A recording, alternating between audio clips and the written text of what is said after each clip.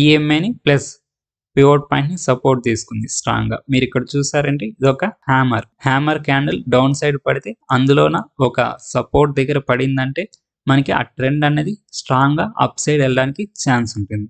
So ఇది మనకి confirmation candle and support దగ్గర రిజెక్ట్ అయింది అండ్ 20 మూవింగ్ యావరేజ్ కూడా సపోర్ట్ ఇచ్చింది. సో ఇది మనకి కన్ఫర్మేషన్ క్యాండిల్. ఈ క్యాండిల్ ని క్రాస్ అయినప్పుడు ఈ క్యాండిల్ లో మనం ఎంట్రీ తీసుకుంటాం. ఈ క్యాండిల్ లో మనం ఎంట్రీ తీసుకుంటే డౌన్ సైడ్ ఈ పివోట్ పాయింట్స్ కంటే డౌన్ సైడ్ క్యాండిల్ క్లోజ్ అయితే మనం ఎగ్జిట్ అవ్వాలి.